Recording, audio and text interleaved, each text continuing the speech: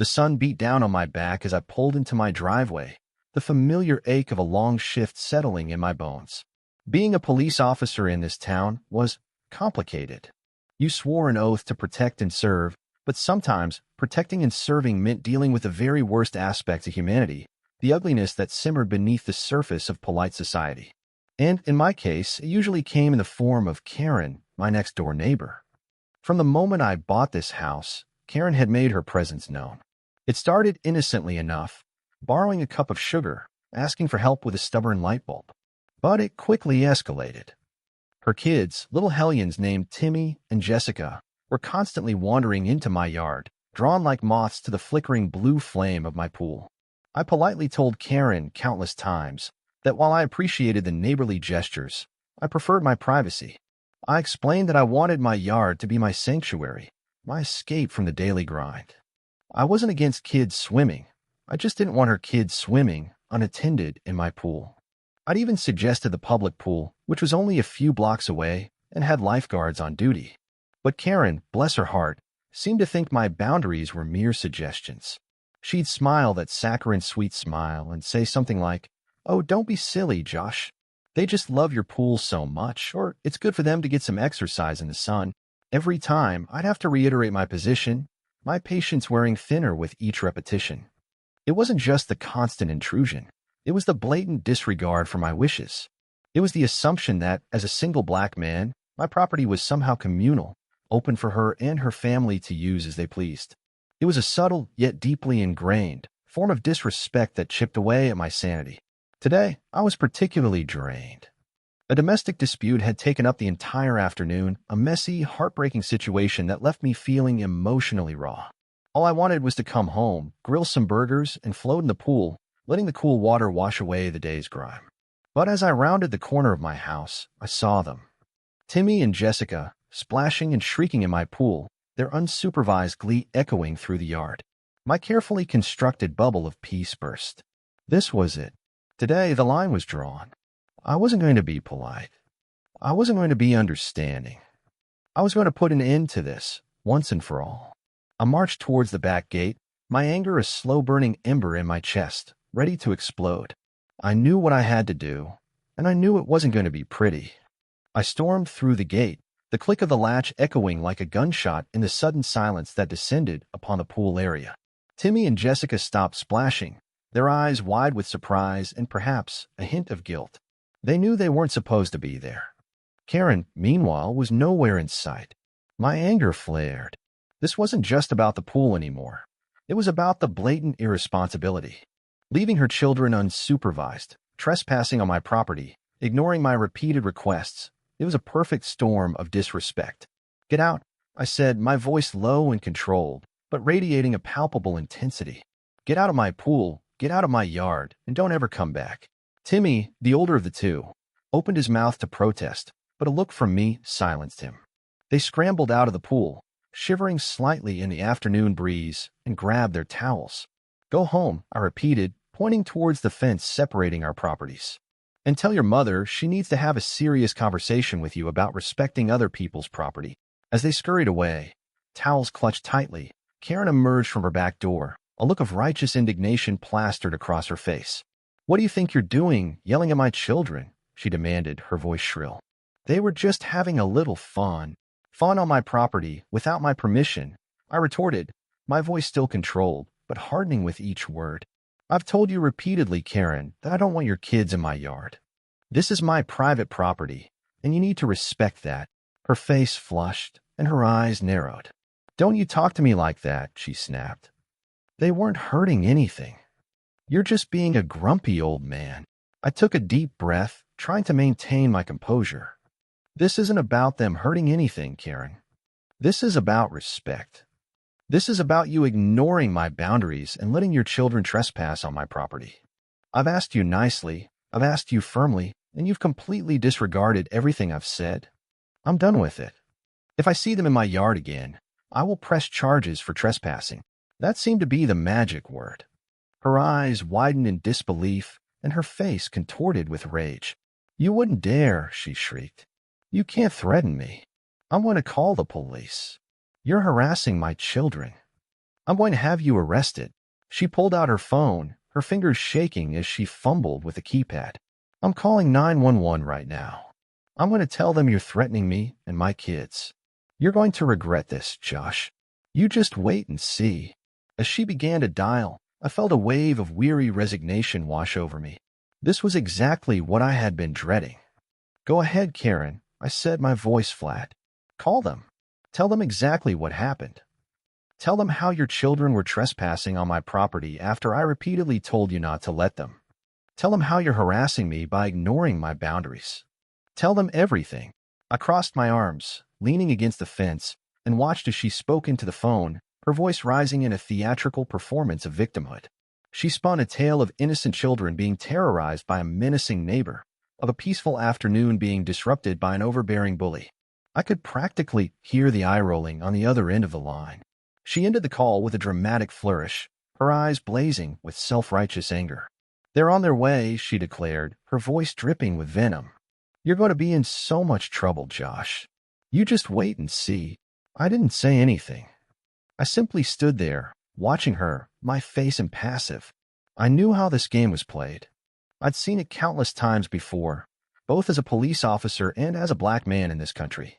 The weaponization of 911, the manipulation of the system to target someone based on race or personal vendettas. It was a sickeningly familiar tactic. The minutes stretched on, each one feeling like an eternity. Timmy and Jessica peeked out from behind their mother, their faces a mixture of fear and curiosity. A few neighbors, drawn by the commotion, started to gather on their porches, their eyes wide with speculation. I felt a familiar sense of shame and humiliation creeping in. This was my worst nightmare come to life, being publicly humiliated, my reputation dragged through the mud, all because of a petty squabble with a racist neighbor. Finally, I heard the distant wail of sirens. Karen puffed out her chest, a triumphant smirk on her face. Here they come to arrest you, she hissed. You're going to learn a valuable lesson today, Josh. You don't mess with me or my family. As the police car screeched to a halt in front of my house, I took a deep breath, steeling myself for what was to come. I knew I hadn't done anything wrong, but in situations like these, the truth often took a back seat to perception, especially when race was involved. Two officers emerged from the vehicle, both of them white. I recognized one of them, Officer Miller, a relatively young guy who I'd worked with on a few minor cases. He seemed fair enough, but I knew that even the best officers could be swayed by appearances. As they approached, Karen launched into another tirade, pointing at me and spewing accusations of harassment and threats. Officer Miller held up a hand, cutting her off. Ma'am, please. Let's hear everyone's side of the story. He turned to me, his expression neutral. Officer Johnson, can you tell us what's going on here? I took a deep breath, trying to remain calm and collected. I explained the situation, starting from the initial incidents of her children trespassing on my property, to my repeated requests for her to keep them out, and finally, to the confrontation that had just occurred. I emphasized that I had never threatened her or her children, that I had simply asked them to leave my property. I just want to be left alone on my property. I've told her so many times. Officer Miller listened intently, his gaze unwavering. When I finished, he turned back to Karen. Ma'am, is that an accurate account of what happened?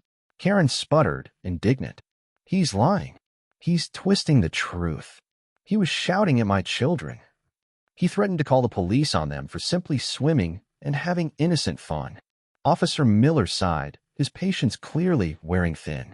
Ma'am, did you give him permission for your children to be in his pool? Did you know that your children were on his property? Karen hesitated, her bluster momentarily deflated. Well, no, not exactly, she stammered. But he's always so unwelcoming. It's just a little pool. What's the big deal?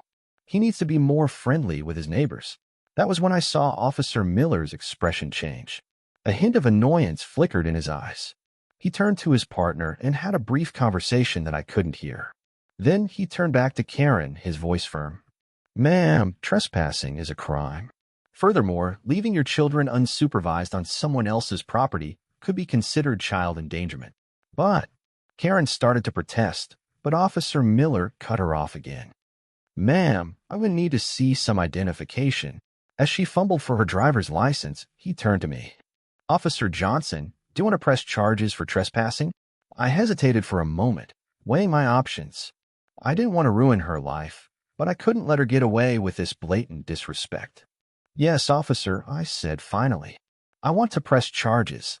The look on Karen's face was priceless.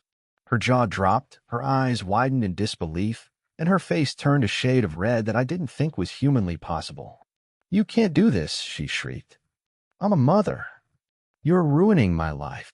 Officer Miller ignored her protests and calmly placed her in handcuffs. As he led her towards the police car, she started to sob, her dramatic performance reaching its crescendo. Timmy and Jessica watched in stunned silence, their faces streaked with tears. "What's going to happen to my kids?"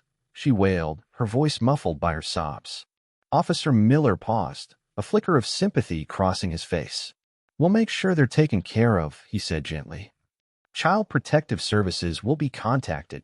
As the police car pulled away, leaving a cloud of dust in its wake, I felt a strange mixture of relief and guilt. Relieved that the nightmare was finally over, that I had stood up for myself and my rights. Guilty that I had played a role in separating a mother from her children, no matter how irresponsible she may have been. The neighbors who had been watching from their porches slowly dispersed, their curiosity satisfied. I was left standing alone in my yard, the silence broken only by the chirping of crickets. I looked over at Timmy and Jessica, who were huddled together on their front porch, their faces buried in their hands. I knew that this was going to have a profound impact on their lives, regardless of what happened next.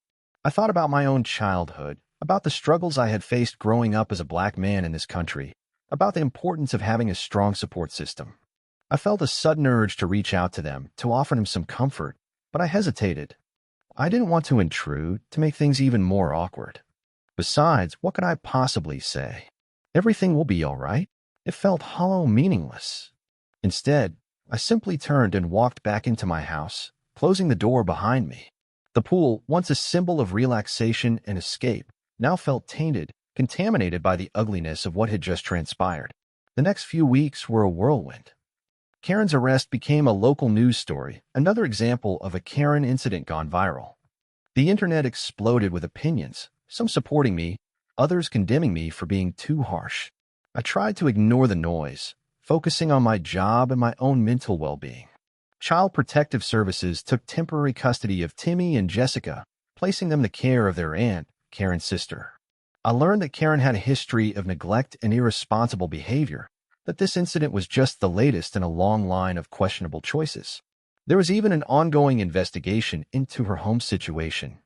A few days after the incident, I received a visit from the Aunt Sarah. She came to my door, her face etched with exhaustion and worry.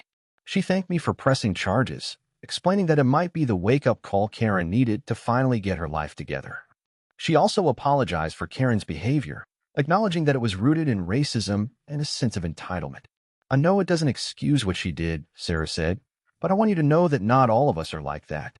I am so grateful for your service to the community, and on behalf of my family, I'm sorry." Over time, Timmy and Jessica started to wave at me when I drove by. I would wave back, offering a small smile. I saw them playing in their aunt's yard, laughing and running around like normal kids.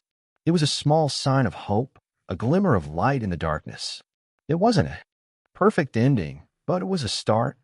I knew that Karen's actions would have lasting consequences, but I also believed that Timmy and Jessica had a chance to turn their lives around, to break free from the cycle of dysfunction and create a better future for themselves. The pool eventually went back to being the sanctuary it had once been, a place of peace and relaxation. I started inviting friends over for barbecues and pool parties, creating new memories to replace the old ones. I had learned a valuable lesson about boundaries, about standing up for myself, and about the importance of community. While the scars of the incident would always remain, I refused to let them define me. I decided to focus on the positives, on the support I had received from my friends, my colleagues, and even some unexpected corners of the internet. I would continue to serve and protect, to uphold the law, and to do my part to create a more just and equitable world, one small step at a time. The experience had forced me to confront my own biases and assumptions, and ultimately, it had made me a better officer and a better person. Maybe, just maybe, it would do the same for Karen, too.